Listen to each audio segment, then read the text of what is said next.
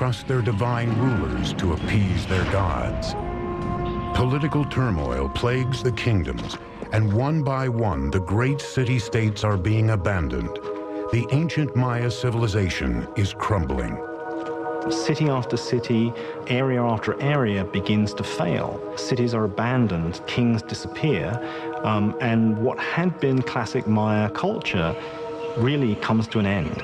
What happened to this great people? Even today, scholars are still mystified. We know that people began to disappear. The question is, how did that happen? The answer may lie in complex hieroglyphics known as the Maya Code.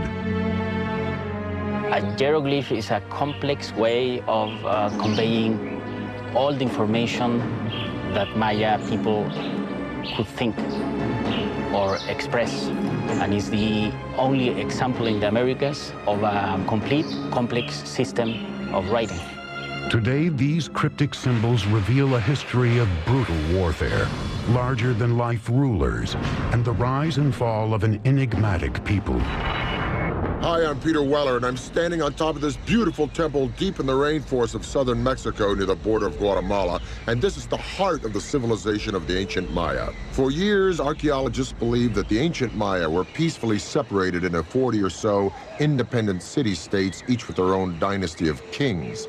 For what we could tell, there seemed to be trade, communication, but there didn't seem to be any particular imperial aggression motivated by a thirst for land or power outside of a king's own territory. But in the last half-century, these theories are starting to fly in the face of a different story, because hieroglyphs like this one, the remnants of the ancient Maya's advanced writing system, are painting a whole new picture. The touchy-feely 1960s and New Age ideas of a gentle and loving people are being fast replaced by a much more complex reality of city-states, butting heads and bloody clashes. And now we have evidence that brutal battles and human sacrifice were fundamental components of life among the ancient Maya.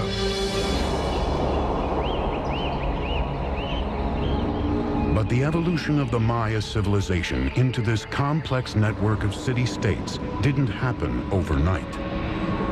The Maya came into existence probably a couple of thousand years before Christ.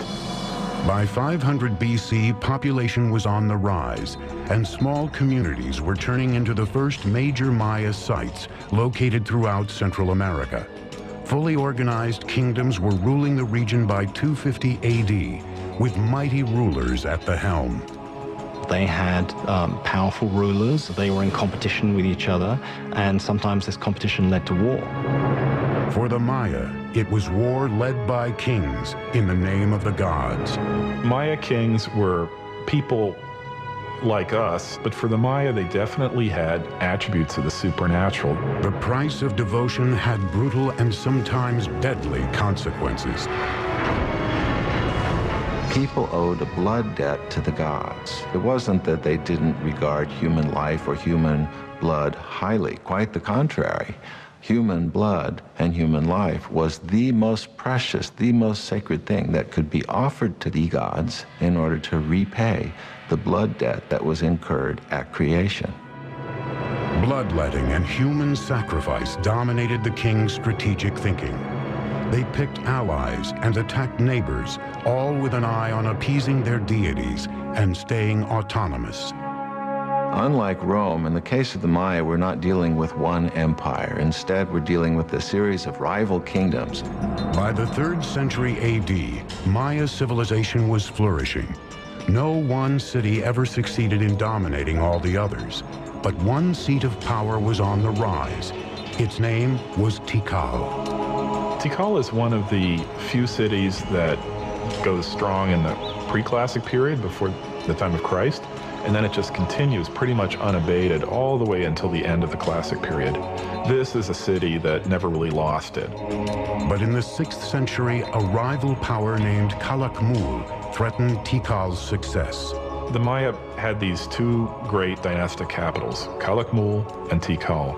Those two cities essentially locked horns. It's really Calakmul that seems to engage in this action in which they engineer alliances all the way around Tikal, essentially boxing in their enemy. It would be up to an ambitious and visionary leader to build a center of military power, one that would take on Calakmul. His name was Yakin Khan Kawil. He would construct one of the most iconic structures of the Maya, a pyramid that would stand the test of time, the Temple of the Giant Jaguar. The most valuable monument was one that took a lot of effort. So a big temple pyramid is an indication of your power, your strength, your prestige. It's a way of drawing people into your city because it shows what an awesome, powerful ruler you are. Building in semi-tropical environments with rudimentary materials was a unique challenge, especially when the goal was to build vertically using Stone Age technology. Most of the technology that we associate with big stone constructions were unknown to the Maya. They did not have beasts of burden. They didn't have metal tools. What the Maya did have was a virtually unlimited supply of malleable limestone and a great deal of manpower. Your labor was one of the things that you were required to give to the king on an annual basis. Blocks of limestone were quarried and then pushed, pulled, or carried by sheer force to the construction site. They used something that we call the tump line, and this is a rope that would pass around the forehead, and in that they could carry, literally at times, hundreds of pounds of debris. Level by level, the pyramid was built skyward. Wooden scaffolding supported the laborers and the structure as it expanded. Skilled masons shaped the limestone with stone tools and wooden mallets. Though the interior was filled with unrefined rubble, the exterior was deceivingly manicured, covered in a strong mortar known as Maya stucco, and painted red. Even though they knew of the wheel, even though they knew of metal, they elected not to make practical use of either of these things. And I think in part it was because in their worldview, something was much more valuable if a lot of human labor went into it. At nearly 150 feet, the Temple of the Giant Jaguar emerged, facing west toward the setting sun. The ancient skyscraper would command the attention of all who set foot in Tikal's Grand Plaza as a symbol of power and redemption. But Yakin Khan Kawil's engineering marvel was just the beginning. In 736, Kawil had defeated his ultimate rival, Calakmul. Then, in 743 and 744, he attacked and eviscerated two critical Calakmul allies that surrounded Tikal, El Peru to the west and Naranjo to the east. Finally, the suffocating noose that had once strangled Tikal was broken. In celebration of this, he builds a whole series of major expansions to the palace, new pyramids. And when we look at Tikal today, in many cases, we're looking at the fruits of that success. He may have even launched the construction of the tallest of Tikal's structures, Temple 4. Made of 250,000 cubic yards of stone, the massive pyramid stretched more than 210 feet, or 22 stories high, nearly as tall as the towers of the Brooklyn Bridge. It jutted far above the dense rainforest canopy, with a 180-degree view of the city. In the distance, other Maya cities were also ambitiously building toward the sky. But at this moment, with King Yakin Khan Kawil at the helm, Tikal was the unchallenged powerhouse of the Maya civilization. But Tikal was not alone. Out of sight, about 250 miles to the west, another dynasty is forging the construction of a great acropolis. There, in the 7th century, a king with a vision would emerge. He would turn one of the wettest cities in the world into a mecca of New World architecture.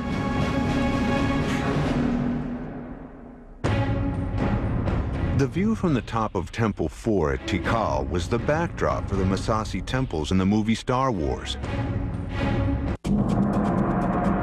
611 AD, on the outskirts of the Maya world in southeast Mexico, a city by the name of Palenque is on the ropes. It launches a last-ditch defense against regional powerhouse Calakmul. Palenque's forces are overwhelmed, and the king is killed with no male heir to the throne. Because Maya kings were thought to be divine lords, their lineage is key to survival. The end of a dynasty usually spelled disaster. Yet at this critical moment, one of the greatest building campaigns in Maya history was about to begin in Palenque, and the king behind it would remain unknown until the middle of the 20th century. In 1949, some of the questions regarding the mysterious dynasty of Palenque are answered when archaeologist Alberto Ruslier is excavating this 75-foot-high temple, now called the Temple of the Inscriptions. Now, I'm in pretty good shape, but those guys had headdresses and big robes, obsidian, knives, and swords. I thought I'm in pretty good shape, for an old guy anyway. But I don't know how they did it. And I don't know how Alberto Ruslier did it. But I still got a lot to go. And when he gets up into the sanctuary, he looks around. And he notices on the floor a row of holes covered with stone stoppers, and he figures out that these holes were made for ropes in order to pull up the slab, just like I'm on a trapdoor. So he pulls up the slab, this one exactly, and he follows a steep staircase filled with dirt and debris. He's never seen a Maya pyramid like this before, so his men start digging and digging and digging into the unknown. The wet stairs are very slippery from the moisture and time and the rain from the forest, and he finally gets down to a plateau. And he notices that the whole pathway doubles back and then continues, and he finds hidden doors, secret passageways, signs that a lot of thought and calculation went into building this structure. Finally, after 3 years, after 3 long years, he gets to the bottom of this 80-foot stairway, and there he sees a small corridor. And in the corridor is a stone box, and in the box are 6 skeletons, the remains of souls who were sacrificed to protect the person for whom this temple was built. But he still doesn't know who that person was. And then he finally sees a huge door, a massive triangular stone. So his men and he open it, and then they go in. And behind this huge triangular door is a vaulted crypt about 30 feet long and 23 feet high. And inside the crypt is this massive sarcophagus carved from one piece of limestone. And on top of this sarcophagus is this magnificent lid with these expertly carved images of a king. Along this edge, by the way, which is covered with cinnabar, this red stuff, is poisoned to the touch to keep looters from coming in here and ruining it. And by the way, if the ancient Egyptians might have used this, we might have had more antiquities coming out of that country today. But along this edge is the image of a shield. And up in the sanctuary is another image of a shield. And the ancient Maya word for shield is pakal. So Alberto Rus had discovered the tomb of the most important Maya king, Pakal the Great.